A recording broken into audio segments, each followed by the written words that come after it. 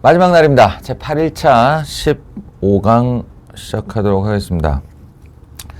오늘은 이제 이렇게 시간을 정해주고 실력 따지기 또는 기본 따지기에 있는 몇 개의 문제를 풀어본 다음 그것에 이제 궁금함을 해결하고 띄엄띄엄 나가는 수업으로 가겠습니다. 절대부등식 실력 따지기 15, 16, 17을 풀어보라고 했어요. 일종의 활용 문제죠, 이거. 절대부등식은 여러 상황에서, 여러 단원에서 등장을 한다고 그랬습니다. 그래서 각종 경험들을 좀 많이 해놓는 것이 좋은데, 어떻게 풀까요? 이거는 쉽게 풀렸을 것 같으니까 제가 그냥 빠르게 넘어가겠습니다.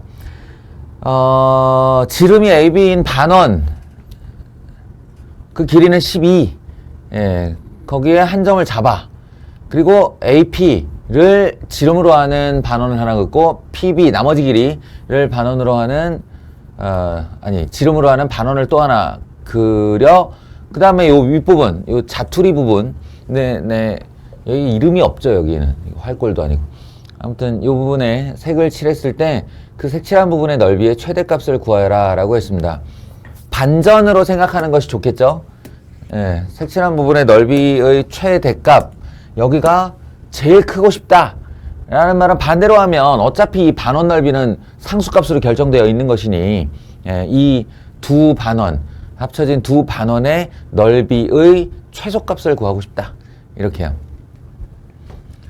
C1 더하기 C2의 최소값을 구하면 알아서 이 부분의 넓이의 최대값이 나올 거 아니냐. 그러니까 여기 이거씩 해보면은 막 이상한 그 계산식 빼기 어쩌고 저쩌고 이렇게 나올 텐데 내가 뭐하러 그걸 하냐라는 거죠. 그래서 이쪽으로 가서 이 최소값을 구한 다음에 실제 반원인 얼마니? 66에 36, 18파인가요? 18파이에서 요 최소값을 빼주는 걸로 하겠습니다. 그러면 요 놈인데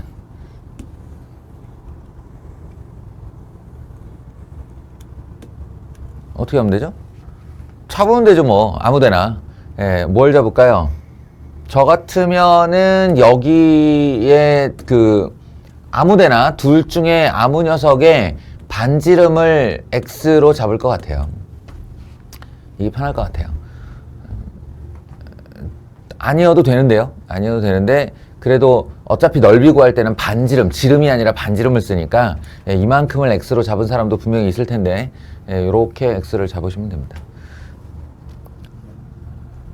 그러면 이 녀석의 넓이는 얼마예요? 파이 X제곱의 절반, 2분의 파이 X제곱, 이 정도 되겠네요.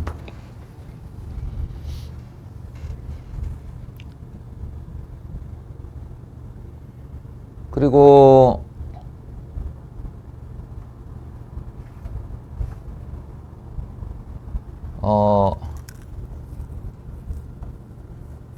여기요. 이 부분은 12에서 2x를 뺀 나머지 파트에 이렇게 어쩌고 저쩌고 하면 되는데, 그거는 이제 2차 함수 때의 결론이고, 지금의 취지상 얘를 y라고 할 거예요. y라고. 그러면은 인마의 넓이는 2분의 파이 y 제곱이죠. 얘랑 다를 바가 없죠. 그런 다음에 C1 더하기 C2는 결과적으로 2분의 파이 묶고 X제곱 더하기 Y제곱 이렇게 된다는 거예요. 이 녀석의 최소값을 구하겠다는 거죠.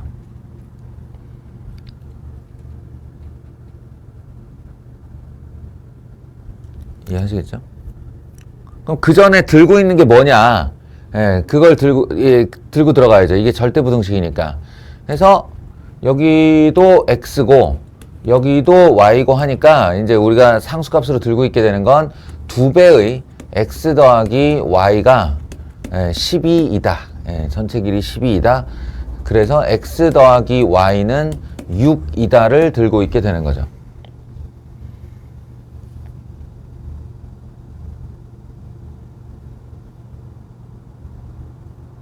결론은 이 녀석의 x제곱 더하기 y제곱의 최소값을 구하고 싶고, 내가 들고 있는 건 x 더하기 y가 6이다, 그 합이 6이다 를 들고 있게 되는 거니까, 이게 이제 2차 2차 1차 1차 뭐 떠오르는 거 없어요?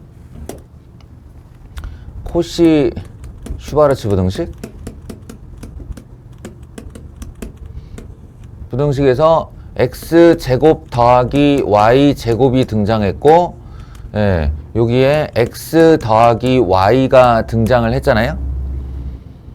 그러면 이렇게 되는 게 이 폼이고, 코시 슈바르츠 부등식의 폼이고, 여기에 이렇게가 있어야만 1x 조합해서 x, 1y 조합해서 y 이렇게 되겠죠. 코시 슈바르츠 부등식의 폼을 외우고 있다가 그 폼에 맞게 내가 상수나 문자를 정해주는 거라고요. 그러면 얘는 2고, 내가 구하고 싶은 x제곱 더하기 y제곱이 이렇게 남고, 그리고 x 더하기 y는 6이라고 했으므로 6의 제곱인 36 이렇게 되는 거겠죠.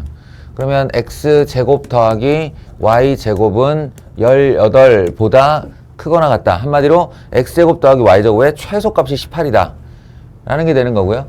내가 구하고 싶은 이 녀석은 2분의 파이를 그 앞에 달고 있는 거니까, 이거는 뭐 동치변형의 관계에서 2분의 파이 달아주면 2분의 파이 붙여주면 되죠. 그래서 결론적으로 9파이가 이 두 녀석의 합의 최소값 되겠습니다. 됐나요? 그래서 결론적으로는 여기다가 9파이를 집어넣어주면 된다. 2분의 9파이? 9파이를 집어넣어주면 된다. 이렇게. 아시겠죠? 근데 사실은 이거 수업 중에도 한번 얘기한 것 같은데, 그 전에 지금 이 과정은 말하자면은 증명의 과정이어야 해요. 증명의 과정. 유도의 과정이 아니라 증명의 과정. 뭐냐면 답은 이미 알고 있어야 된다는 거죠. 왜냐하면 이런 식의 좌우 상호 보완적 관계에서 넓이의 최대값이니 최소값이니 이런 말이 나오면 직관적으로 반이란 말이야. 직관적으로 반이 답이에요. 그러니까 얘는 애초부터 답을 알고 시작해야 되는 거예요. 반 이렇게요. 이걸 피해갈 수가 없어요. 그러니까 뭐야? 12 절반하면 6 절반하면 3, 그럼 3, 3은 9, 2분의 9파이, 이거 2분의 9파이, 둘이 합치면 9파이 맞잖아요. 그게 결론이잖아요. 최소값. 맞는지 알겠니? 예. 수업 시간에 얼른 했던 얘기 있잖아요. 이게 직선이 이렇게 있는데, 내가 여기를 어딘가를 끊어서 두 길이를 만약에 곱하려고 한다. 두 길이를 곱하려고 하면 최대값은 얼마인가? 라고 하면 반이라고요. 이유도 없이 그냥 반이에요. 우주나 자연계가 원래 그렇게 구성돼 있어. 반만 곱할 때가, 왜냐면 이게 한쪽으로 쏠려서 최대값이 나온다는 얘기는 반대쪽에서도 그런 경우가 하나 더 있다는 얘기인데, 최대나 최소가 이렇게 쌍봉인 경우가 없어요. 최대나 최소는 언제나 단봉이죠. 그리고 정 가운데에 있고요. 어딘가를 잘라서 이 실로 원을 만들고, 어딘가를 잘라서 이 실로 원을 만들고, 두 원의 합의 넓이의 최소값을 구하고 싶다. 어디가 답이냐? 반이에요, 반. 두 원의 넓이를 똑같이 만들 때가 최소가 되게 돼 있어요. 산술기하 평균의 등호성립 조건도 그것이고, 코시 슈바르츠 부등식의 등호성립 조건도 사실은 그 축이에요. 그러니까 이런 문제가 나오면 그냥 직관적으로 여기네, 반이네 하고 답 구해놓고요. 답 구해놓고 지금에 하는 이 과정은 답을 확인하는, 수식으로 확인하는 과정이어야 한다. 이런 얘기입니다. 그 경지까지 가기가 쉽지는 않겠죠. 얘는 어때요? 풀어보셨나요? 야, 이거 또 내 얘기 계속 들으니까 지루한데 누가 나와서 풀까? 지목하고 이런 것도 재밌는데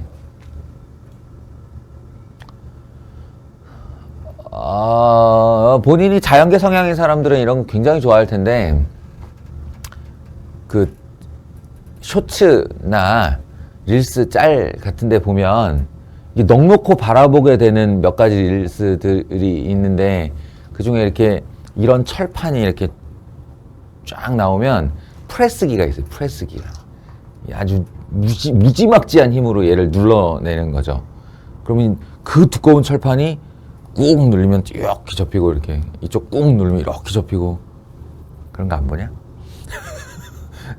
나는 내 알고리즘에는 그게 많이 걸려 있어서 되게 놀라워요. 이게 이제 공산품 기계가 이렇게 이렇게 프레스 머신기로 뭔가 조립을 해내는 건데 그게 인간의 힘으로는 절대 불가능한 정확도와 힘을 가지고 이렇게 쫙쫙 너희들 그 책상 이런 것도 마찬가지야.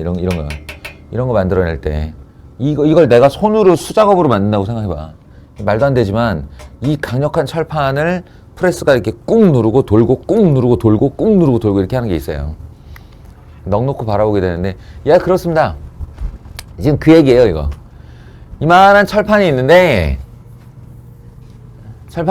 얘를 여기를 접어 이렇게 이쪽으로 그리고 이 접는 선이 다시 접히면 요 한 구덩이가 된다는 거예요. 이 한 구덩이가 되는데 가운데 있는 이 4cm는 뭐냐 하면 두 그 관의 연결 부위라는 거예요. 요렇게 돼 있고 요렇게 돼 있고 예.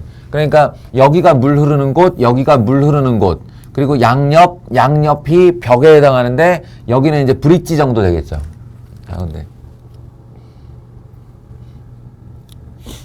근데 문제는 그러면 내가 이 관을 결정할 때 물이 흐르는 이 밑면 있잖아요. 그 밑면의 넓이를 넓게 하면 물이 많이 흘러갈 수 있겠지. 바닥이 요만한 애보다 바닥이 이만한 애가 물을 더 많이 담을 수 있을 거 아니야. 이제 그런 상상을 할 텐데 총 길이가 정해져 있다 보니 이 두 녀석을 이렇게 확장을 하면 뭐가 상대적으로 줄어드냐면 이 물바지 옆 벽이 낮아져요.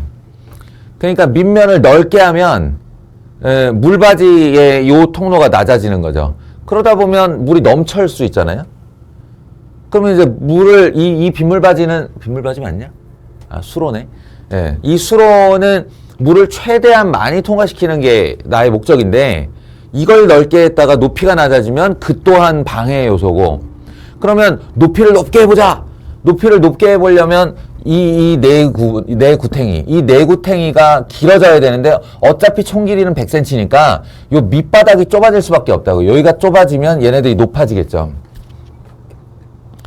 그럼 이제 벽이 높아지면 뭐해? 바닥이 좁은데 라는 식의 문제가 발생할 수 있는 거예요. 그래서 이 업자는 어떤 지점을 찾을 수밖에 없냐면 이 옆단면의 이 면적이 가장 넓어지는 게 물을 가장 많이 통과시킬 수 있을 테니 그 합리적인 센치가 몇 센치씩이겠냐 이렇게 질문을 한 거예요. 합리적인 사이즈가 몇 센치씩이겠냐. 바닥을 몇 센치로 하고 높이를 몇 센치로 해야 합리적으로 이 녀석이 가장 많은 물을 받아낼 수 있겠는가에 대한 이야기입니다. 이것도 역시 답은 정해져 있죠. 답은 정해져 있고 그것을 확인하는 과정으로 가야 합니다. 정답은 뭐냐면 자연계에서 말이야. 자연계에서 최종 길이를 정해놓고 그것으로 사각형을 만들거나 그것으로 삼각형을 만들었을 때 단면적이 가장 넓어지는 넓이는 당연히 정자가 붙는 도형이에요. 당연히 정자가 붙는 도형이에요. 그래서 정사각형, 정삼각형이에요.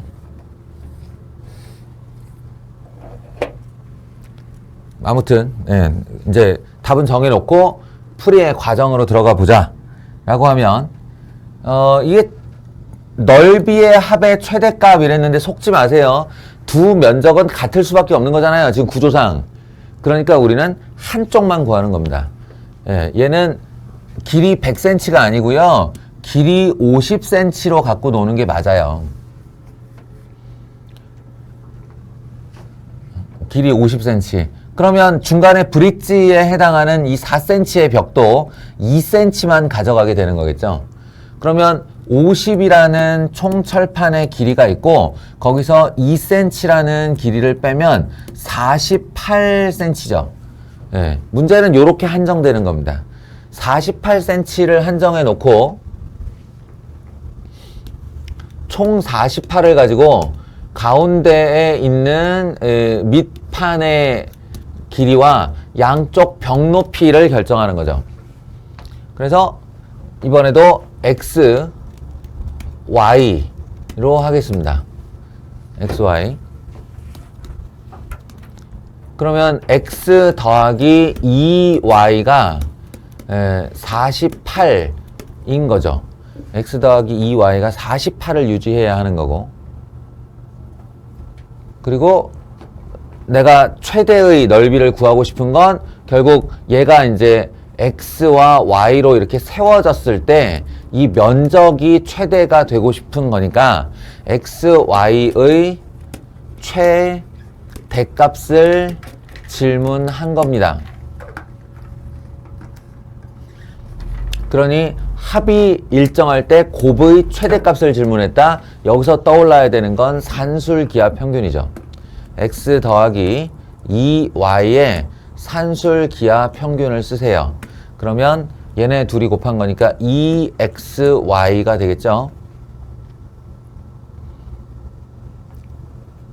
그리고 x 더하기 2y 대신에 이제 48이라는 상수를 집어넣으면 거기서부터 이제 xy의 최대값을 구하는 과정이 등장하게 됩니다. 2 지우고 24 제곱하면 제곱하면 얼마냐? 12 곱하기 2 144 곱하기 4가 되고요. 2xy가 되겠죠? 이렇게 지우면 xy는 얼마다? 288보다 작거나 같다. 이런 겁니다.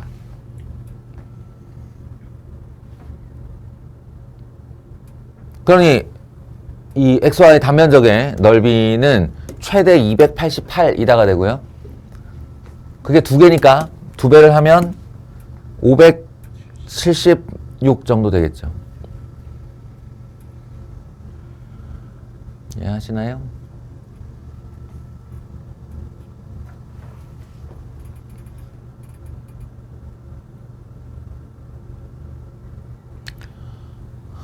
(16)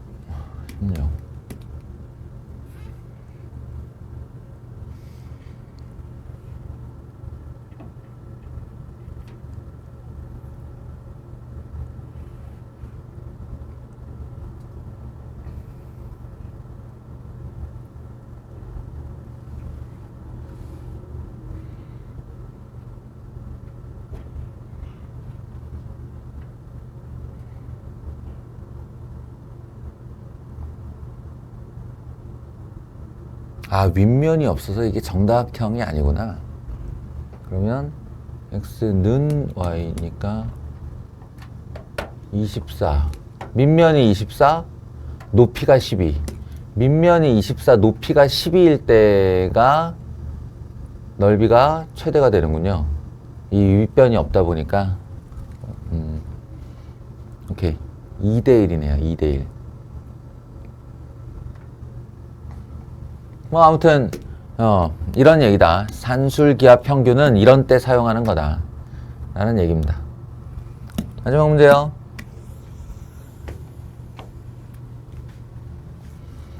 종이 위에 반지름 루트 5짜리인 원을 그리고 이 원에 내접하는 직사각형을 잘라내어 오른쪽 그림과 같이 접어서 윗면과 밑면이 없는 정사각 기둥 모양의 상자를 만들려고 하는데 이 정사각 기둥의 모든 모서리의 길이의 합을 L이라 할 때 L의 최대값을 구하여라. 네. 결국은 모서리의 길이의 합이라는 게 이 지금 요 직사각형에서 나오는 거니까 이 직사각형의 가로와 세로의 이야기를 질문한 게 아닐까? 그죠? 그럼 이제 이 모든 모서리의 길이의 합이라는 건 이 x와 y로 얼마든지 표현이 가능하겠죠. 예를 들어 요렇게 둘레를 이루고 있는 모서리 요거 있잖아요. 얘는 x라는 하나의 길이를 결국 마른 거예요. 다 합치면 x겠죠. 위쪽 x, 아래쪽 x. 그러니까 2x가 들어있는 거예요. 모든 모서리가. 그리고 내가 얘 세로 길이를 y라고 했는데 이게 y가 이제 꺾이면 하나하나의 모서리가 되는 거니까 이 y라는 길이가 하나, 둘, 셋, 네 개가 있는 거겠죠. 뭐 4y 이겁니다. 모든 모서리의 길이의 합 L은 알고 보면 이 전개도죠. 전개도의 가로 길이와 세로 길이를 요딴 식으로 합치면 되는 거다. 라는 얘기입니다.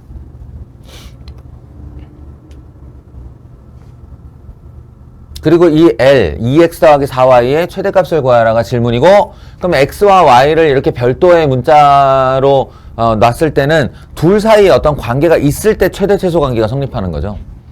얘가 독립적인 관계라면 x가 최대고 y가 최대고 따로따로 움직이면 될 거 아니에요. 그럴 리가 없죠. 예. 그러니까 원에 내접하는 직사각형이 어떤 성질을 갖고 있는가를 여러분이 외우고 있는 것이 중요하고, 예, 결국 직사각형은요, 이게 직사각형은 이렇게 하면 한 모서리가 결국 직각이 되는 거잖아요. 얘가 직각이 되는 거니까 이 대각선을 이렇게 이었을 때 직각이 원주각인 원주, 다시 말해 반원이죠. 그러니까 자신의 대각선 위에 지름을 둘 수밖에 없습니다. 그래서 이게 x고 이게 y다라고 하면 이 반지름이 루트 5, 그러면 이 길이가 2 루트 5. 따라서 우리가 들고 있게 되는 식은 x제곱 더하기 y제곱은 4, 5, 20이다. 이렇게 들고 있게 되겠죠. 그러면 또 뭔가 연상이 되죠? 요렇게요. 네, 그래서 코시-슈바르츠 부등식으로 들어가시면 되겠습니다. x제곱 더하기 y제곱이 한 구성 요소고, 그 다음에 2x 더하기 4y가 하나의 구성 요소라면, 예, 이 앞에 2의 제곱과 4의 제곱이 등장해야만 내가 이걸 코시-슈바르츠 부등식으로 완성 지을 수가 있는 거니까, 예, 4 더하기 16, 이게 20이네요. 20 곱하기 요것도 20이니까 20 하면 내가 최대를 구하고 싶은 이 L이라는 녀석은, 예, 제곱했을 때 400보다 작거나 같아야 된다. 다시 말해 L은 마이너스 20에서 24인데 어차피 양수니까 음수는 필요 없는 거고, L의 최대값은 20이다. 이런 식으로 답할 수 있습니다. 뭐 문제들이 최대 최소 문제라는 게 이렇게 두 개의 문자로 가면 산술기하 평균 아니면 코시-슈바르츠 부등식을 떠올려야 한다. 지금은 이 마당에서 이게 산술기하 코시-슈바르츠, 그러니까 절대부등식이라는 마당에서 거기에 피어난 풀을 보면서 이건 어떻게 생긴 거지? 이건 어떻게 구하는 거지? 하면 전부 다 산술기하 아니면 코시-슈바르츠를 떠올리겠죠. 근데 문제는 이런 유의 문제들이, 그러니까 이제 단원을 떠나서 오랜 시간이 지난 후에 뜬금없이 등장한다는 겁니다. 그럼 이제 그때도 절대부등식을 떠올릴 수 있어야만 합니다.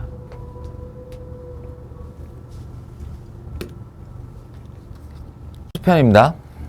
바이블로 따지면 172페이지 4-11번부터 설명할게요. 여기 이제 1대1 대응 1대라는 말이 나와요. 1대1 대응 1대. 그러니까 1대1 대응은 우리 이제 직선 문제에서 되게 중요한 건으로 많이 쓰였는데, 어떤 내용이었냐면 이렇게 정의역이 여기 이렇게 결정되어 있고 공역이 여기 이렇게 주어져 있다라고 하면 이런 박스가 하나 생기죠. 정의역과 공역의 박스인데, 쉽게 말하면 1대1 대응이 이제 연속함수로 그려질 때는 결론적으로 이쪽 모서리, 좌측 하단 모서리에서 좌측 상단 모서리로 절대로 다시 내려오는 일 없이 올라가기 시작한 애는 비틀비틀 거리건 휘건 직선이건 간에 반드시 이쪽을 이렇게 관통해야만, 그래야만 공역과 치역이 모두 다 쓰이면서 1대1 대응이 된다고 그랬어요. 그냥 올라가는 걸 안 되고요. 이 옆벽을 건드리면 함수는 되는데 1대1 대응이 안 되고, 윗벽을 건드리면, 위아랫벽을 건드리면 함수 자체가 성립을 안 한다고 그랬어요. 그러니까 1대1 대응이 되려면 반드시 모서리에서 모서리, 내려오기 시작한 애는 이 좌측 상단 모서리에서 좌측 우측 하단 모서리를 관통해서 지나가야 하는 것을 1대1 대응이라고 했죠. 그냥 머릿속에 박아두는 것이 좋아요. 원리적으로 이해를 한 다음에 매번 이 문제, 1대1 대응 문제를 이렇게 풀려고, 해결하려고 하면 시간도 많이 걸리는 데다가 일단 머리가 아파요. 시간이 지나면 잊어버리게 돼 있다고. 그러니까 정의역이 주어지면, 정의역과 공역이 주어지면 하여간 모서리에서 관통을 해야 된다. 이렇게 기억을 좀 하시면 좋고요. 이게 보면은 x가 a보다 크거나 같다로 되어 있어요. x가 a보다 크거나 같다로 되어 있고, x에서 x로이니까 이게 정의역이고요. 이건 공역이란 말이에요. 그러니까 정의역, 공역이 다 열렸어요. a의 보다 큰 값으로. 그러면 얘는 지금 이제 어떻게 먹게 되는 거냐면, 이게 y는 x라고 할게요. 그러면 여기 어딘가에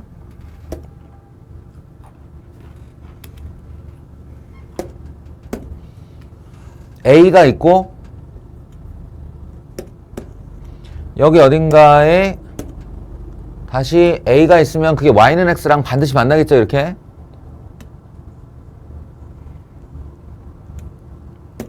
반드시 만나겠죠.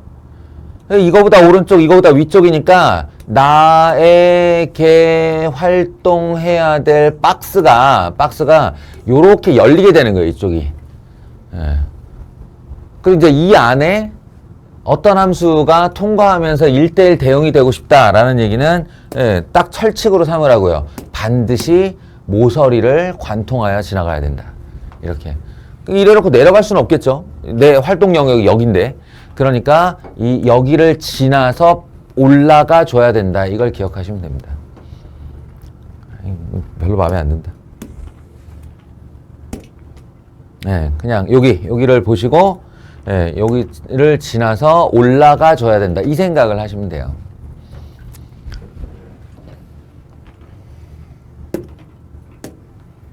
그러니 이 함수가 1대1 대응이 되기 위한 첫 번째 조치는 바로 a, a를 꼭 지나야 한다는 거고, 그 점을 반영해서 a를 집어넣으시면 a제곱 마이너스 2a 마이너스 4가 결과적으로 a가 되어야 한다. y좌표가.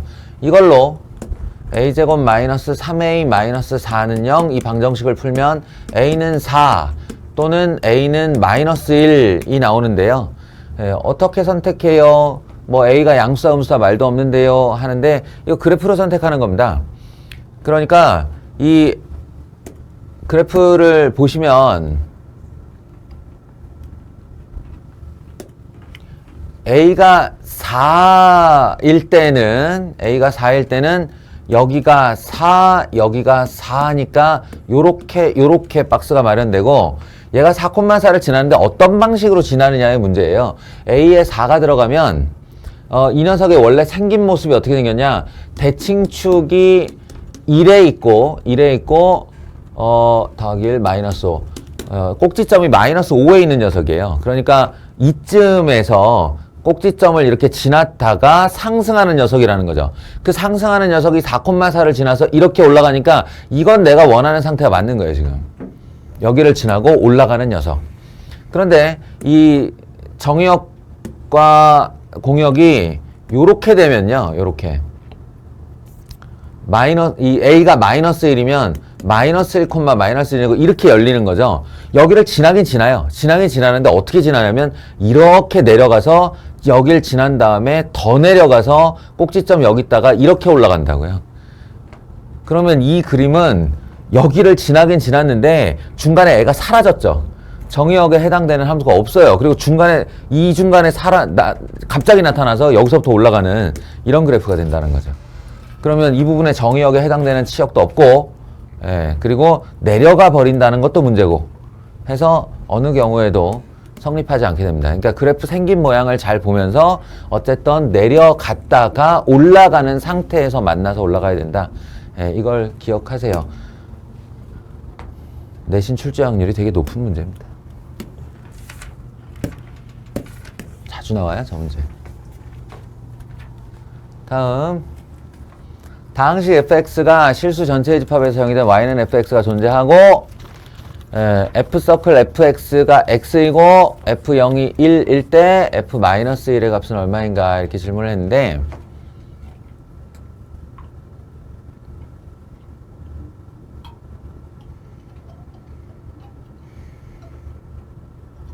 대체 뭔 소릴까요, 이게?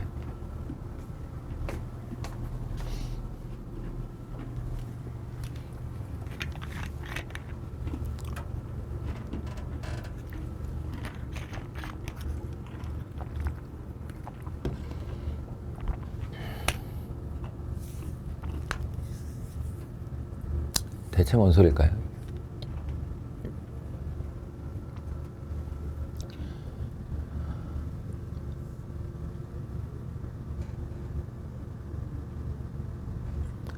일단 아셔야 될 건 바로 이 조건의 의미인데, 당식이라고만 말을 하면 그게 1차식인지 2차식인지 3차식인지 4차식인지 5차식인지 아무것도 모른 채 F0이 1이니까 F-는 얼만데? 이렇게 질문하는 거거든요, 지금.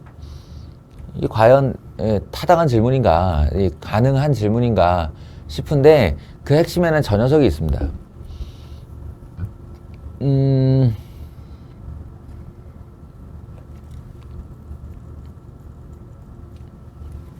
F 서클 fx가 내가 지금 계속 주저하는 이유는 요 말을 어느 정도 레벨까지 해야 되느냐예요. 이게 깊이 들어가면 좀 많은 얘기를 해야 되는데 전제를 근데 이제 갓 함수 아직 들어가지도 않은 표면적 문제를 풀고 있는 친구들한테 그 깊이까지 들어가야 되는가를 계속 고민하고 있는 중인데 안 하기로 마음 먹었어요. 그러니까 요거의 깊이 관련된 내용은 지금 이 얘기 들으시고 얘에 대한 지식을 하나만 더 쌓은 다음에 또 다른 문제를 만나다가 이런 경우가 있잖아요 라고 하면 거기서 추가 한번 해보세요. 제가 몇 단계를 건너가서 한꺼번에 얘기할 수는 없으니까. 그냥 쉽게 말하면 F 인버스 양변에 때려가지고 fx가 F 인버스 x와 같다라는 조건입니다, 이게. 이 거짓말을 하려니까 굉장히 찝찝한데. 아무튼 1차적으로 그렇게 이해를 하세요. F 인버스를 양변에 때려주면 이 F 하나가 지워지면서 fx가 F 인버스 x와 같다 이런 뜻이 돼요. 해석하면 모든 실수에 대해서 그러해야 하므로 자기 자신의 그래프와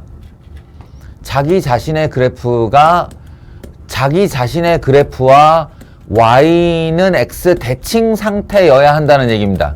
스스로가 y는 x 대칭 상태여야 한다는 뜻이라고요. 그러면 이 케이스가 두 가지가 있는데 하나는 fx가 증가함수일 때를 생각하시면 여기에다가 이렇게 y는 x를 갖다 놓고 이 그래프가 그려지잖아요. fx가 증가함수로 그려지면 걔를 y는 x에 대해서 딱 대칭을 시켰는데 같은 모양이어야 된다는 거예요. 원래의 모양에서 바뀌면 안 된다는 거야. 그러니까 얼핏 생각하면 불가능한 일이에요, 그거는. 불가능한 일. 아니 이렇게 생긴 그래프가 있다고 쳐봐. 이렇게 생긴 그래프가 있으면 얘랑 여기서 만나지. 걔를 얘에 대해서 y는 x에 대해서 대칭을 시키면 당연히 이렇게 되죠. 이 두 점을 교점을 제외하면 당연히 다른 함수가 나와야 정상입니다. 증가함수는 그러한 거예요. 따라서 증가함수에서 스스로가 y는 x 대칭 상태일 유일한 방법은 자기 자신이 y는 x가 되는 겁니다. 이 라인 위에 모든 점을 두고 있는 거죠. 그래서 이걸 이렇게 돌려도 자기 자신이 그냥 되게 하는 이 상태가 스스로가 fx가 되는 거예요. 증가는 이게 유일합니다. 스스로가 y는 x이기. 근데 그 얘기는 단박에 이걸로 깨지죠. f0은 1이다. 내가 어딜 봐서 f0은 1을 지나요? 그러니까 여기를 지나야 한다는 얘기인데, 그러니까 요 경우는 아니구나 이렇게 생각을 하는 거예요. 그럼 이제 감소함수일 때, fx가 감소함수일 때가 이제 방법이 있는데요. 그건 뭐냐면, 그래프가 이 y는 x에 대해서 딱 수직으로 생기면 돼요. 수직으로. 물론 직선이 아니어도 되죠. 어떤 다항함수건 간에 얘랑 y는 x에 대해서 수직으로 만나고 있으면, 요 자리에서 수직으로 만나고 있으면 얘를 이렇게 돌렸을 때 요쪽 파트가 일로 가게 되고 요 파트가 일로 오게 되니까 같은 함수가 되죠. 이거예요.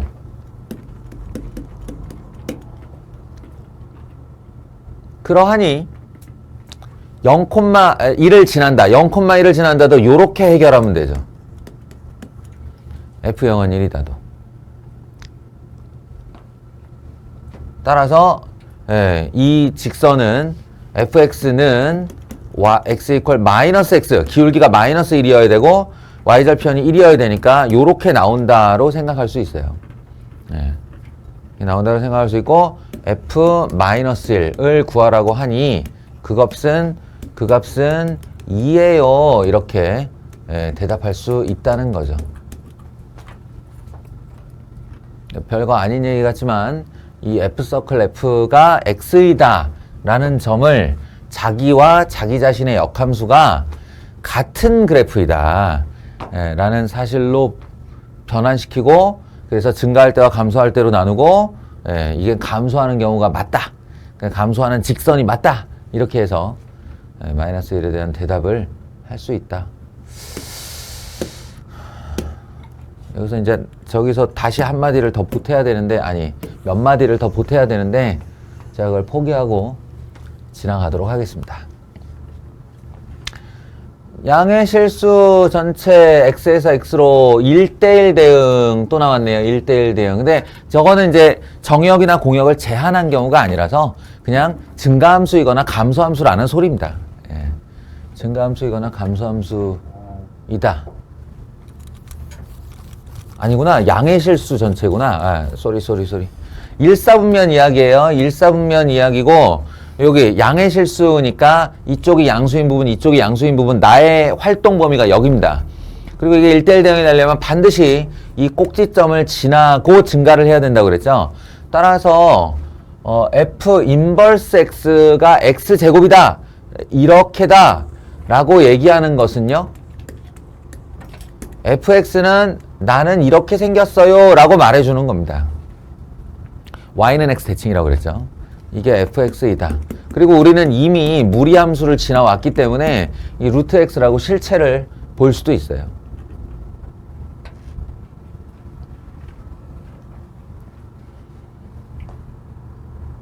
그래서 말인데, 요 녀석이 내가 이미 f 인버스의 실체를 알고, f 인버스를 알고 있어서 fx 자체도 알고 있으니까 이 녀석은요, f 안에 넣었다 이렇게 생각하시면 돼요. 뭐를? f 안에 g 인버스 x 제곱을 넣었다 이렇게 생각할 수가 있습니다.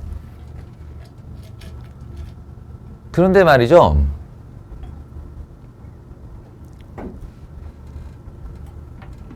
그런데 뭐 이 안에 직접 넣어도 되겠습니다만, f가 인버스가 존재하는 놈이니까 여기다 인버스를 때려주면 g 인버스 x 제곱이 fx이다가 되고요.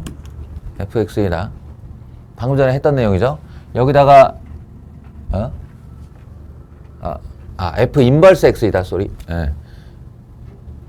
여기다가 f 인버스를 때려주면 f 인버스 x이다가 되고요.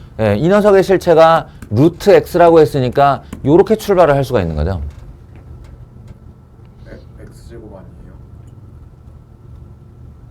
아, 그렇네. 요렇게가 되는 거죠. 이해하시겠어요? 그러니까 졸지에 나는 G 인버스 X제곱의 X제곱을 알게 됐고, 이번에도 역시 GX를 아는 게 목적이니까 GX는 여기다가 여기다 G를 때려주면 GX제곱은 X제곱이다가 되는 거죠. 근데 이게 되게 어처구니 없는 거예요. 여기 X제곱이 X제곱이 되었다는 그냥 여기다가 뭘 넣었더니 똑같은 게 나왔다 이런 말이잖아요. 그것이 양수이고, 따라서 그냥 GX는 X이다. GX는 항등함수이다. 이렇게 가도 됩니다. 그래서 이 스토리의 결론은 G에다가 20을 넣어? 그럼 그 자체로 그냥 20이란 얘기예요. 그리고 F20은 얼마인가? 여기 F 구해놨죠? F20을 구해놨으니까 F20은 루트 20과 같다. 따라서 2 루트 5와 같다. 뭐 요렇게 하는 문제입니다. 역함수의 성질 관련 문제. 응? 네, 그 방금 전에 그 F 안에 G 인버스 그거 있는 상태에서 양쪽에다 F 인버스 그냥 마음대로 해도 돼요? 존재하면. 인버스가 존재하면. 역함수는 함부로 가질 수가 없는 녀석이라고 그랬잖아요. 그것이 1대1 대응이라는 걸 만족할 때 존재성이 있다고 그랬잖아. 그러면 얘가 질문에서, 질문해라. 문제의 전제에서 F 인버스 표시를 했죠, 이렇게. 그 말은 F가 인버스를 갖고 있다는 소리잖아. 그럼 이제 존재성이 확보가 됐잖아. 그러면 이런 거 F 서클 G 인버스 X 제곱은 X이다에 이게 항등식이기 때문에 양변에 F를 이렇게 인버스를 거세요. 그러면 F 인버스를 거세요 란 말이랑 같은 말이에요. 언제나 할 수 있어요. 언제나. 등호의 양변에 F를 걸거나 F 인버스를 걸거나 G를 걸거나 G 인버스를 걸거나 합성하는 행동이죠. 뭔 얘기인지 알겠어요? 근데 이 인버스를 왜 걸었는데요? 그러면 요거 합성함수의 3번 성질 항등함수를 만들어 소멸시킨다의 목적을 달성하려고 하는 거죠.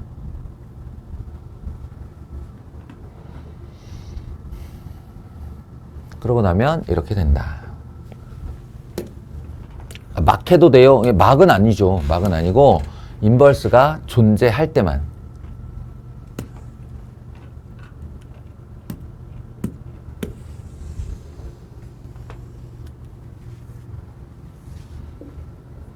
두 함수가 있어요. 하나는 V자로 생겼고 하나는 2차 함수예요. 두 개의 합성함수의 최대값과 최소값의 합은 이 풀이 방법이 두 가지가 있습니다. 합성함수를 처리하는 합성함수의 최대 최소 뿐만이 아니라 뭐 이 합성함수에다가 뭐 는 3 이런 거 걸어서 방정식으로 풀기도 하고 최대 최소를 묻기도 하고 아니면 증가 감소 상태를 묻기도 하고 여러 가지 질문을 할 수 있어요. 합성함수에 대해서. 그러면 이거 수업 중에 거의 핵심 내용으로 설명했던 건데 합성함수에 대한 어떤 정보를 내가 어떤 식으로 취득해서 어떤 식으로 처리를 할 것이냐의 문제는 두 가지 방법. 하나는 이걸 진짜 그려버리는 방법이죠.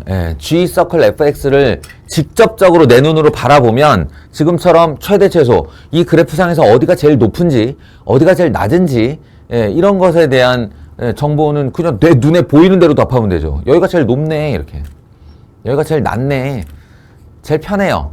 다만 그에 따르는 상응하는 어려움이 있겠죠. 그건 뭐냐면 그래프를 그리는 게 어려워요. G서클 fx 합성함수의 그래프는 어지간해서는 그려라 라고 시키지는 잘 않아요.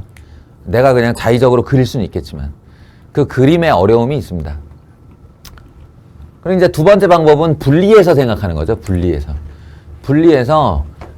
보통 이걸 많이 쓰는데 y는 gt와 t는 fx 이렇게 해요. 분리를 해요. 여기 갑자가 있는데 갑자는 기억을 해두시는 게 좋아요. 대개 Y좌표를 의미합니다. 앞으로도 많이 만나게 될 텐데, 앞으로도 많이 만나게 될 거예요. 무슨 최대값, 최소값 아니라도 극대값, 극소값 이런 거 등등 해서 수원이나 수투에 가서도 갑자를 많이 만나게 될 텐데 이 Y좌표를 뜻합니다.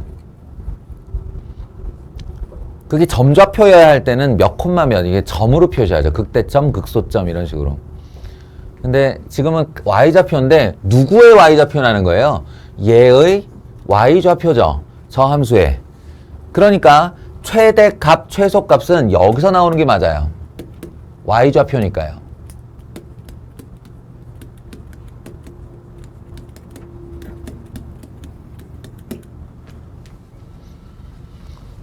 그래서 말인데 gx를 먼저 그립니다.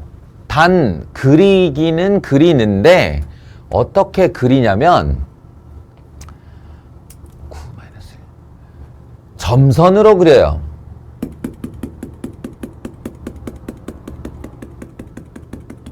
무슨 뜻이냐면 gx가 만약에 그려진다고 하면 이 궤적을 따라올 것은 맞는데 아직 이 녀석의 정의역인 t가 결정되지 않았으므로 인정할 수 없다의 뜻이에요. 인정할 수 없다. 이게 이제 t가 결정되면 t의 범위를 가지고 내가 뭐 t가 여기 걸렸다. 그러면 여기까지만 실선. t가 여기 걸렸다. 그럼 여기까지만 실선. t가 이거의 왼쪽으로 걸렸다. 그럼 여기까지만 실선. 이게 실선으로 표시된 데까지만 함수값으로 인정이 되는 거죠.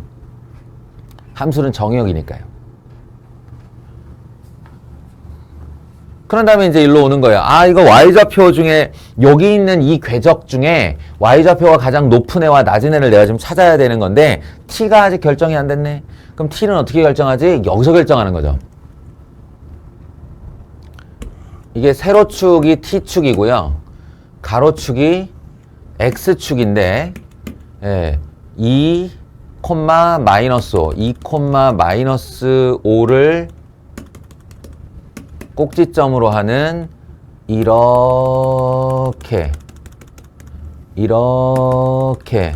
생긴 V자 그래프입니다. 역시나 점선으로 그렸네요. 역시나 점선으로. 그래야 해요. 앞으로 이 습관이 꼭 있어야 합니다.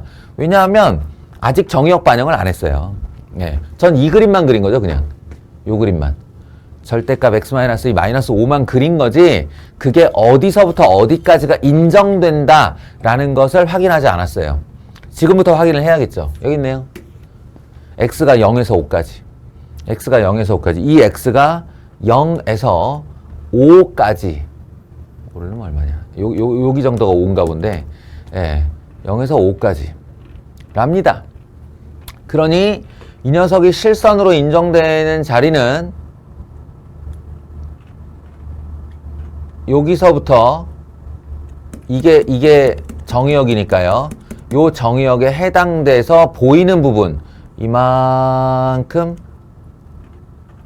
0 넣으면 마이너스 3, 5 넣어도 마이너스 3. 0, 2, 5가 왜 똑같지? 그러면 안 되는데 0을 넣으면 2 마이너스 5, 마이너스 3. 여기가 마이너스 3, 5를 넣으면 마이너스 2. 요렇게요. 요렇게요. 여기까지가 딱 실선입니다. 요 높이가 마이너스 2. 그러니까 이 녀석이 인정되는 치역은 이 실선이 자신의 Y좌표, 그러니까 세로좌표를 갖는 것의 치역은 어디냐면 이쪽에서 이렇게 빛을 쐈을 때 여기 생기는 그림자를 보면 된다고 그랬죠? 그러니까 마이너스 5부터 마이너스 2까지예요. 여기까지가 이 그래프의 치역입니다. 치역. T값의 치역이 마이너스 5에서 마이너스 2라고요. 지금 보시다시피 이게 그대로 요리로 와야죠. 왜냐면 같은 t니까요. 이게 t고 이게 t니까.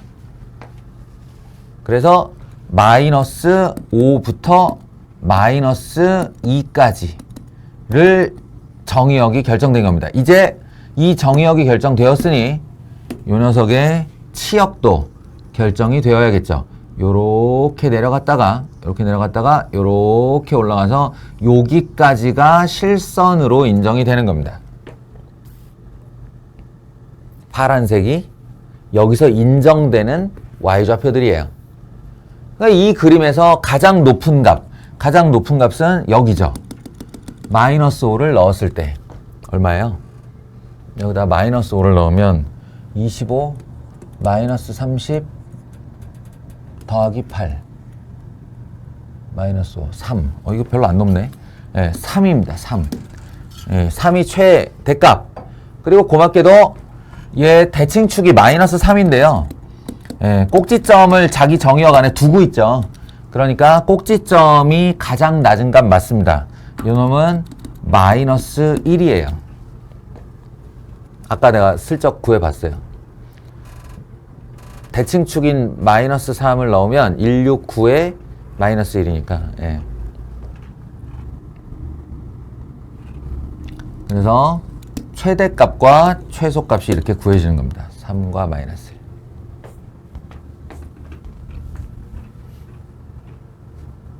1. 이해하시겠나요? 보통 이렇게 많이 합니다.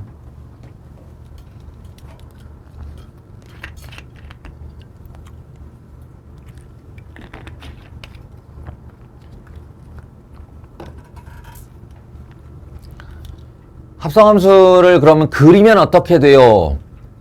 합성함수 그리는 건 이거 말고도 뒤에 더 기회가 있으니 얘는 그냥 제끼도록 하죠. 얘는 목적 자체가 이렇게 풀게 시키는 목적이라 합성함수를 직접 그리는 것은 요걸로 하죠.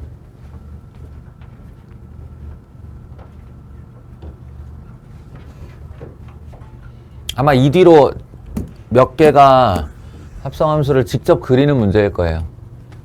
잘 안 시켜요. 합성함수를 얘를 이제 y는 f 서클 fx와 그의 그래프와 y는 5분의 1 절대값 x의 그래프를 실근의 개수를 물었잖아요. 그러니까 실근이 얼마인가 이렇게 질문하면 방정식을 푸는 거죠. 근데 실근의 개수는 몇 개인가 이렇게 질문하면 그거는 근을 구해서 세라는 얘기가 아닙니다. 근을 구해서 세라는 얘기가 아니고 그래프와 그래프의 교점을 물어보는 거예요.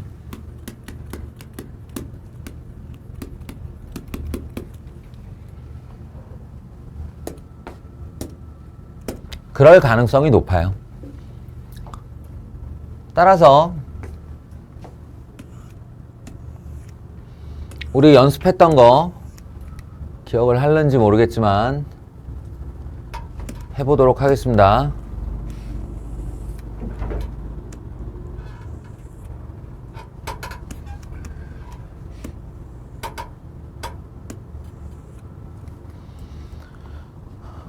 F에다가 F를 합성하는 거니까 F를 두 번 그려야겠죠. 대신에 여기 있는 녀석은 X고요. 이걸 X로 할까? 이게 X고요. 이게 T고요. 이게 T고요. 이게 Y예요. 각각의 축이 다르죠. 자, 이걸 가지고 우리는 여기다가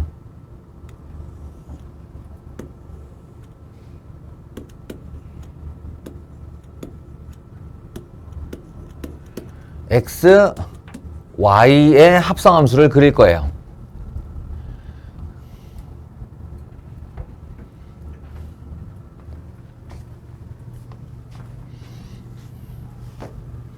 그러니까 이렇다고 그랬죠? 이 x가 진짜 이 x라고요. 그리고 이 y는 진짜 요 y예요. 그러니까 중간에 있는 t가 문제죠, 이게.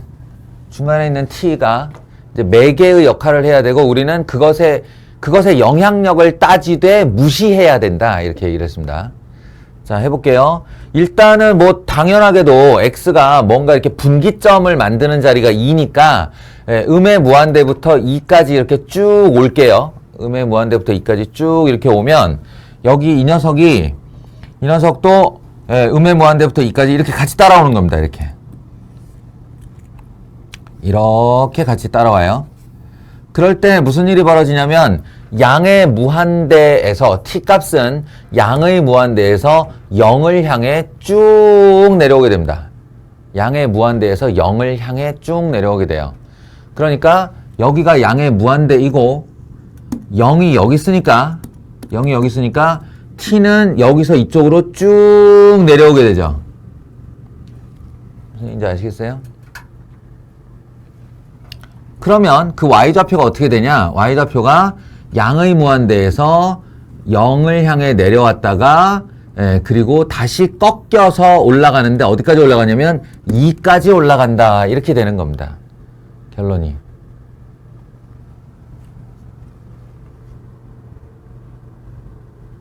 정확하게 말하면요.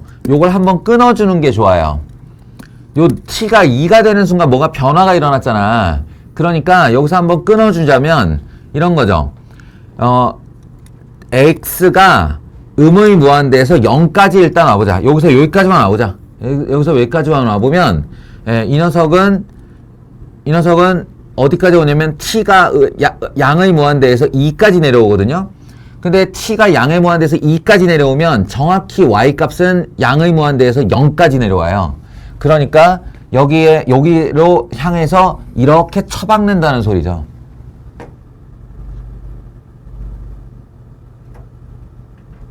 그리고 요 사이를 나누자고 그랬죠.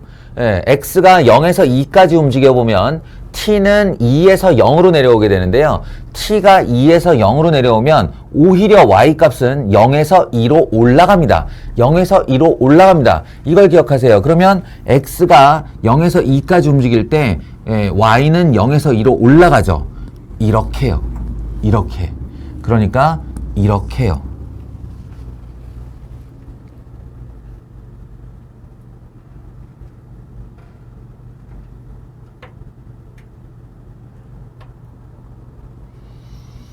다시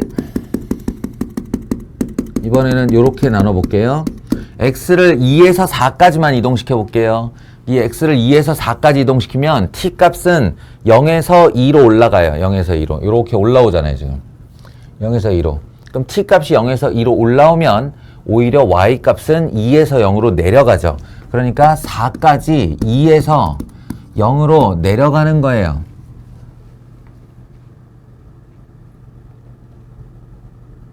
그리고 다음 뻔하죠 뭐. x가 4에서 오른쪽으로 진행할 때 t는 2에서 위로 올라가 버리고 2에서 위로 올라간다가 이쪽으로 향하는 거니까 기울기 1짜리 직선으로 무한대를 향해 간다. 요렇게 된다 라는 얘기입니다. 다 그랬어요.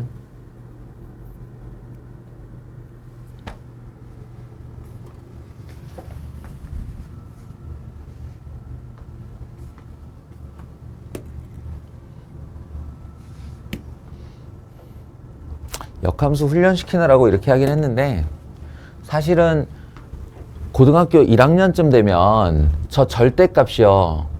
fx가 지금 절대값 x-2니까 f 서클 fx라는 녀석은 열고 빼기 2하고 이 x자리에 절대값 x-2를 한 번 더 넣어라. 요 정도 되는데요. 이 정도 그림은 절대값의 용법과 평행이동으로 그릴 수 있어야 돼요. 이게 무슨 뜻이냐면 이 과정이 어떤 수순을 밟고 있다는 거죠. 어떤 수순이냐면 y는 절대값 x-2 얘는 내가 완벽하게 그릴 수 있잖아. 그지? 그러면 y는 절대값 x-2 마이너스 2는 뭐 하라는 뜻일까 얘들아? 마이너스 2 강호야. 어떤 함수의 뒤에 마이너스 2라는 상수를 달면 뭐 하라는 뜻이니? y축 방향으로 두 칸 내리라는 소리예요. 평행 이동의 의미라고요. 모든 함수에 숫자가 달리면 그 숫자만큼 올라가거나 내려가는 겁니다. 이거 밑으로 두 칸 내려라 해요. 명령어가.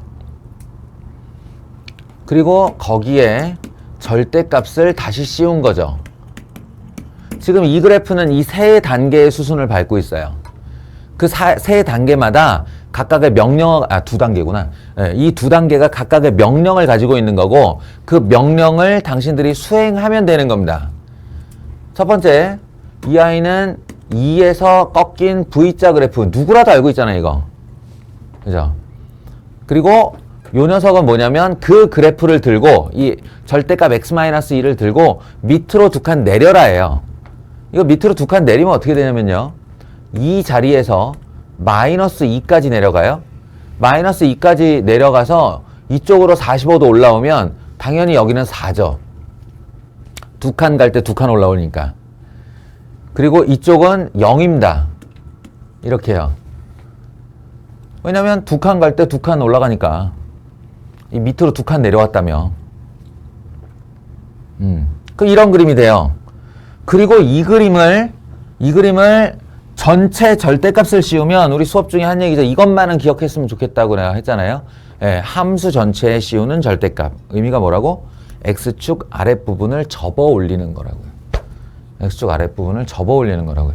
그러니까 0까지 이렇게 내려오는 거 양의 부분, 4까지 이렇게 내려오는 거 양의 부분, 그리고 요 0 밑으로 내려간 부분을 접어 올리면 이렇게 되겠죠. 여기다 이렇게 y축을 표시하면 이렇게 그림이 될 거고요. 이렇게 지그, 제그, 지그, 제그 이런 그림이 될 거예요. 저 왼쪽하고 비교해봐요. 똑같죠? 예. 그러니까 이렇게 할 수도 있다. 이런 얘기입니다.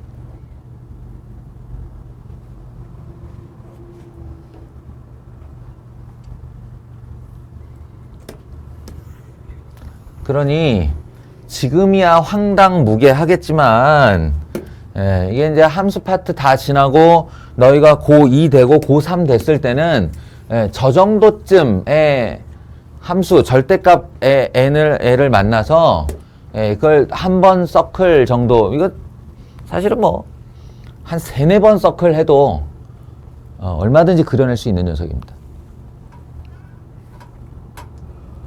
그래서 실은 지금 아마 굉장히 수학 잘하는 고3한테 이거 시켜주면 그냥 보자마자 이렇게 그릴 거예요.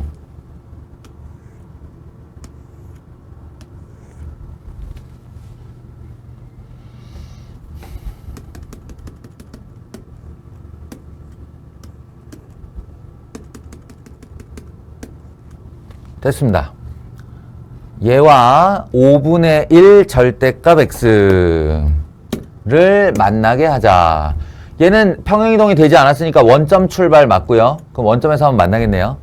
그 다음에 기울기가 5분의 1입니다. 5분의 1. 그러니까 1보다 5분의 1이 이렇게 양쪽으로 더 눕겠죠.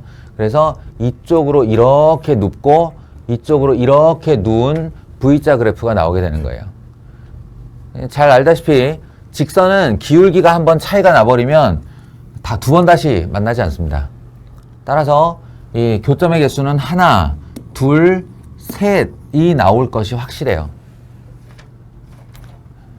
이 문제의 정답은 실근의 개수는 3개이다 라고 대답하는 것이 이 문제의 정답 되겠습니다.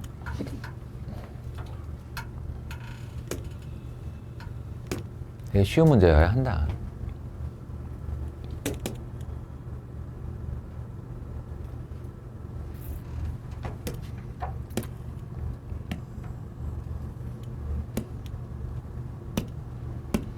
다음 4-17번 절대값이 중간에 이렇게 들어가게 되면 저도 못 그려요. 무슨 그림인지 몰라요 이거. 절대값은 x에만 쳐져 있거나 아니면 함수 전체에 쳐져 있거나 아니면 지들끼리만 이렇게 절대값 쳐진 애들끼리만 더해지거나 빼지거나 요럴 때 그릴 수 있죠. 중간에 저렇게 들어가 버리면 이건 할 수 있는 방법이 그냥 유일한 겁니다. 어떻게? 쪼개는 거죠. 정의역을 x가 2보다 크거나 같을 때와 x가 2보다 작을 때로 나누어서요. 쪼개는 거예요. x가 2보다 크거나 같을 때는 이게 양수로 나올 테니 a 플러스 1x 플러스 2라는 직선이 되고요. a가 2보다 작을 때는 이제 마이너스 달고 나올 테니까 a 마이너스 1x 플러스 6 이렇게 되겠죠.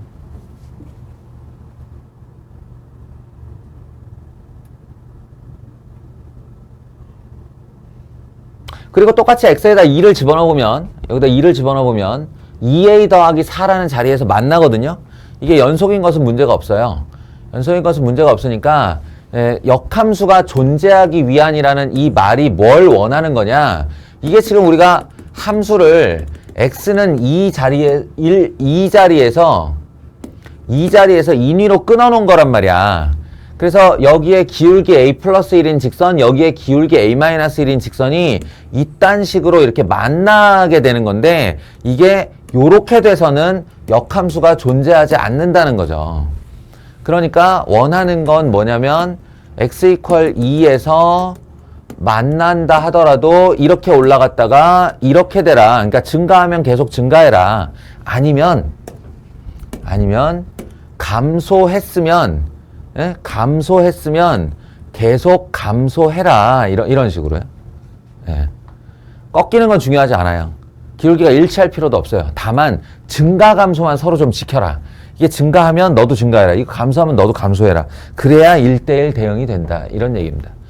1대1 대응만이 역함수를 가질 수 있으니까요. 요거를 한 방에 처리하는 방법이 바로 기울기 이야기죠. 기울기에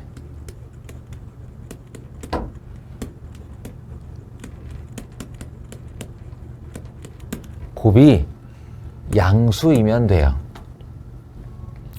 기울기의 곱이 양수이면 돼요. 어떤 두 수를 곱했는데 양수라는 뜻은 둘의 부호가 같으면 된다의 뜻입니다. 둘의 부호가 같다. 이게 플러스면 너도 플러스여라. 너 마이너스면 너도 마이너스여라. 이 두 가지 요구를 한꺼번에 시켜주는 거예요. 그래서 A에 대한 2차 부등식이 열린 방향으로 존재하게 되고 이것은 작은 근보다 작거나 큰 근보다 크다로 답해주면 된다. 이건 중학교 때 했던 2차 부등식의 해죠.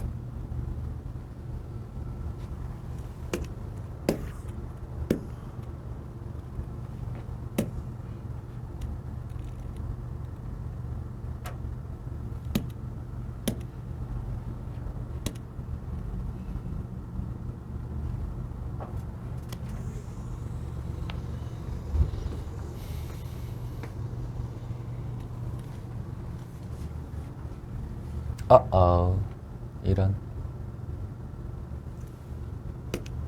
차라리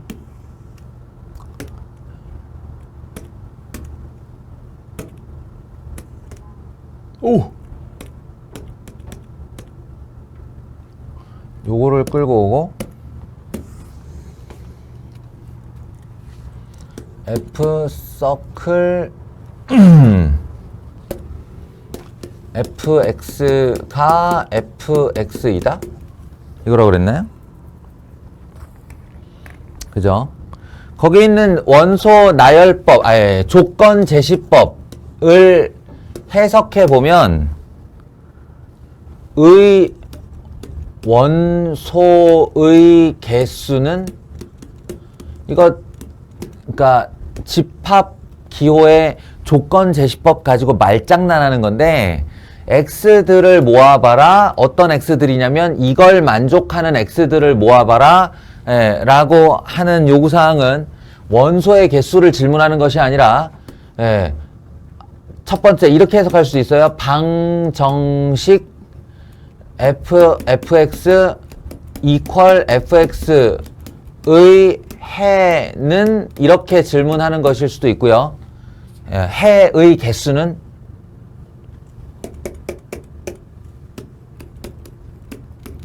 이렇게 질문하는 것일 수도 있고, 두 번째는 y equal f 서클 fx의 그래프와 y는 fx의 그래프의 교점의 개수는 이렇게 질문하는 거일 수도 있어요.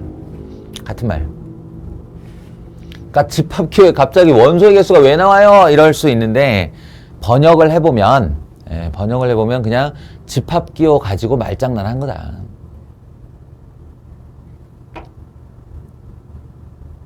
그리고 바로 그 fx는 저기 계시네요.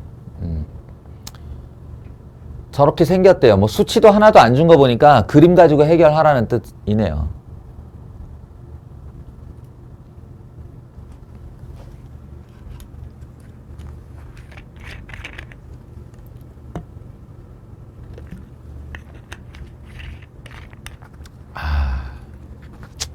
해봅시다.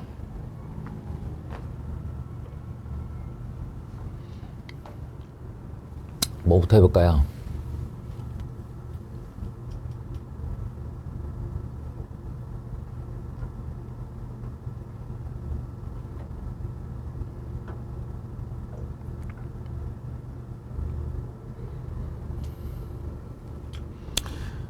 일단 수식으로 접근하는 것부터 해볼게요. 그러니까 무슨 말이냐면 요렇게 접근하는 거. 요 얘기부터 해볼게요.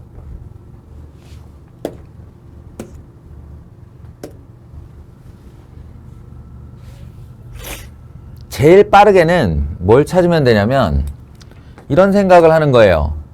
어차피 같은 F가 씌워져 있으니 이 초록색 F를 같은 것으로 보면 이 안에 들어있는 두 녀석이 일단 같으면 되는 거 아닌가? 이게 첫 번째 생각.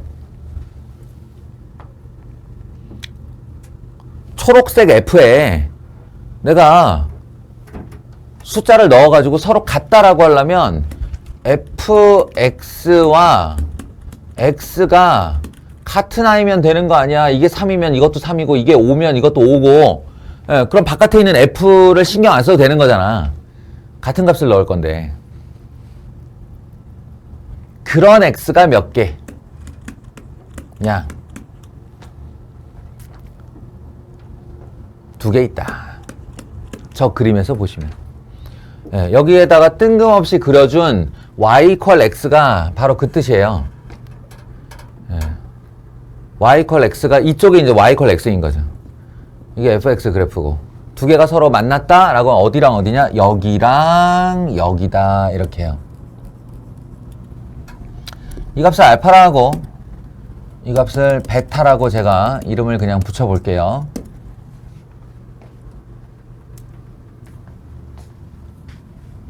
일단 이게 근본적으로 해의 개수에 포함되는 게 맞습니다.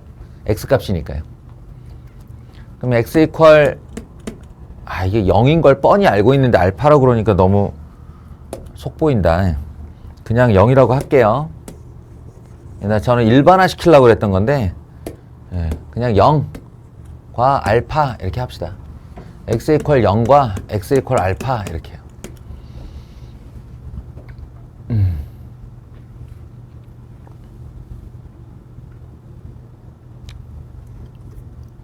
그럼 다 찾은 거 아니에요? 가 아니고 잘 생각해 보세요. 이게 또 다른 케이스로 이 등호를 만족시킬 수 있는 게 있는데 그게 뭐냐면 기본적으로 내가 지금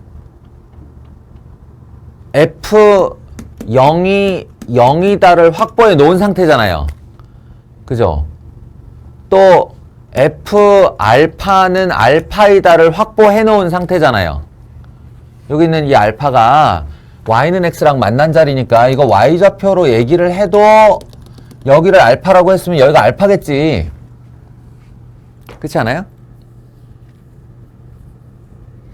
이걸 내가 확보를 해놓은 상태란 말이야. 0은 0을 지나고 알파는 알파를 지난다 이렇게.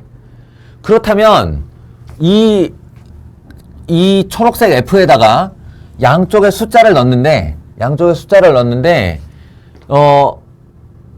내가 어떤, 그러니까 0이나 알파 말고 다른 x값을 넣었는데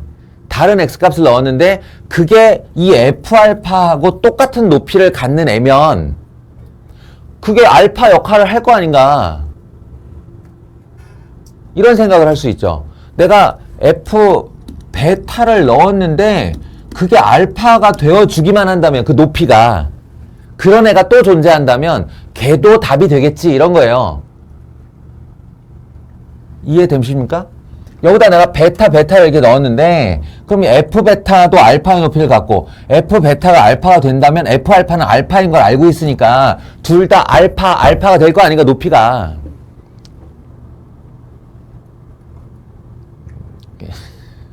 깨달음을 강요하며 화내기. 여기 있다는 얘기예요. 요놈이에요, 요놈.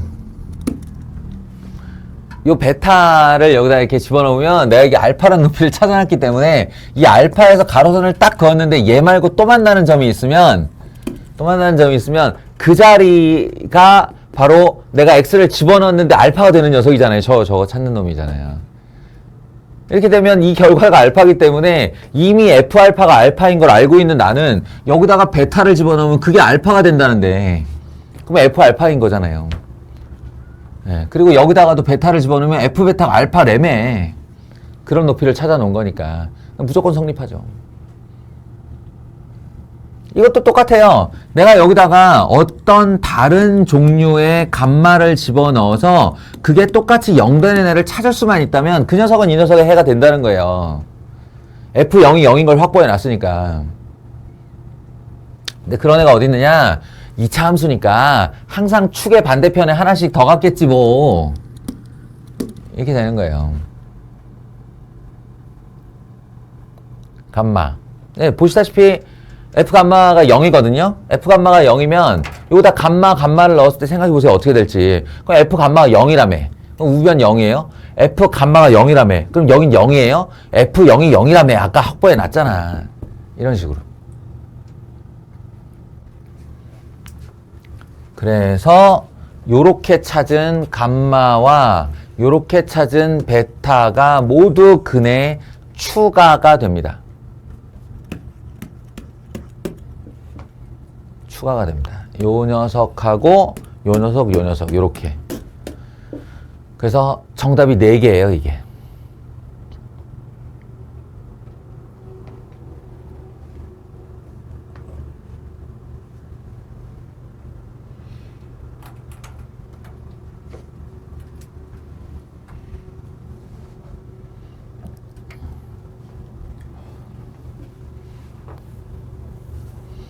각 학교에 꼭 나온다고는 얘기를 할 수가 없는데 저는 이제 여기 학원 일을 하니까 한번 그 2학기 중간고사가 치러지면 대략 줄잡아 한 요 근래 요 근방에 8개 학교의 기출문제는 보잖아요. 그러면 그 8개 중 한두 개 학교에서는 나오는 문제예요, 이거. 그래서 요령을 아예 암기하는 것이 좋은데 예, 지금 행위의 수순을 잘 지켜보시면 돼요. 이런 질문이 나오잖아요. 이 질문은 지금 너희들 처음 만날 수도 있겠는데 앞으로 아마 문제집 풀어봐봐요. 굉장히 많아요. F합성 F가 Fx가 된다. 이렇게 F합성 F가 F가 된다. 그러면 요 문제를 푸는 요령은 두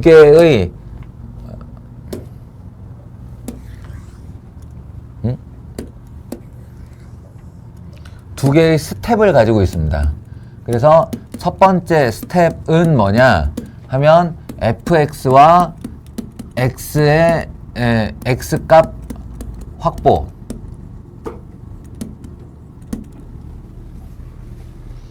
여기와 여기 확보.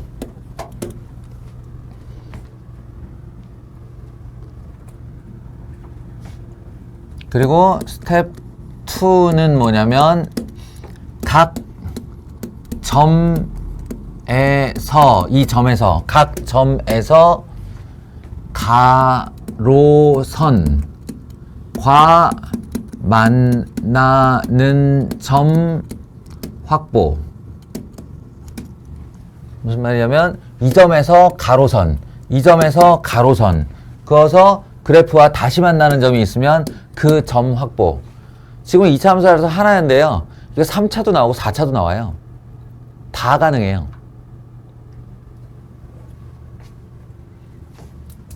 그럼 이 확보한 점들이 전부 다 해가 된다.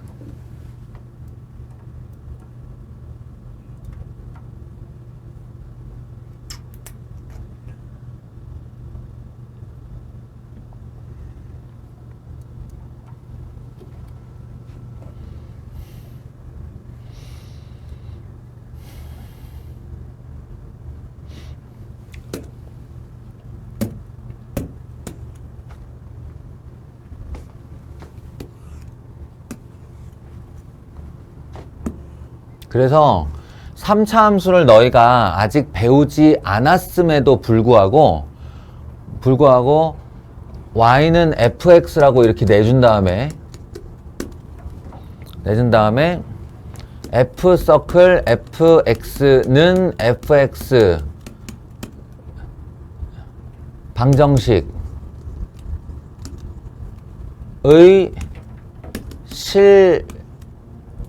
실근의 개수는 하는 질문이 당장에 작년에도 나왔어요. 이게 작년 기출문제 어느 학교인지 기억은 안 나지만 보면 이렇게 나와. 근데 3차를 배운 적이 없는데 애들이 이게 3차 함수 그래프인지도 모르죠. 물론 문제에서 이게 3차 함수라고 말하지도 않아요. 그냥 그려준 거죠. 그럼 이제 학원 같은 데서 이 문제의 풀이법을 배운 학생들만 이런 짓을 하는 거예요. 얘를 외워 일단. F서클 fx는 fx이다.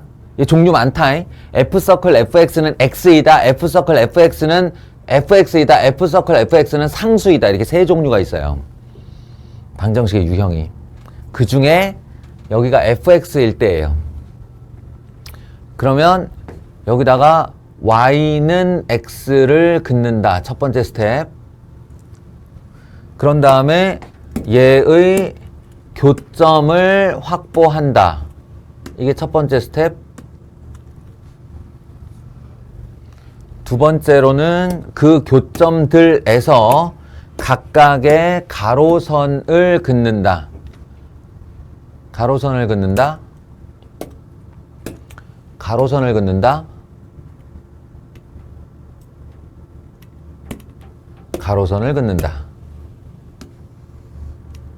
아이, 잘 긋다. 가로선을 긋는다. 그래서 그 가로선을 그었을 때 다시 만나는, 이건 애석하게도 다시 안 만나고, 여기와 여기에서 다시 만나고, 여기도 다시 안 만나고. 그럼 점 찍힌 거 보이죠? 그럼 저 점의 개수가 근의 개수예요. 5개가 되는 거죠.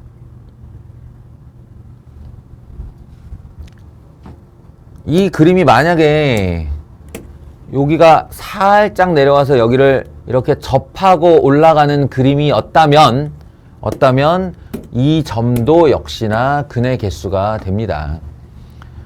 그래서 이거의 개수는 이렇게 질문하면 좋은데 또 다른 걸로는 f 서클 fx 이퀄 fx의 실근의 개수가 6개일 때 이렇게 6개일 때 한 다음에 fx의 저 꼭지점은 어디에 있어야 하는가 이런 거 있죠.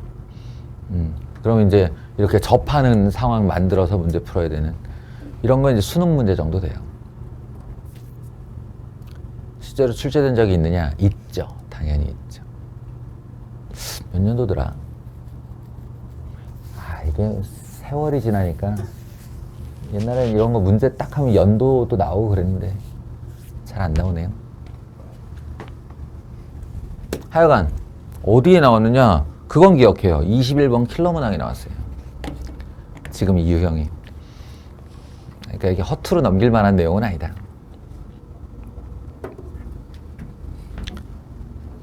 자, 여기까지 하죠.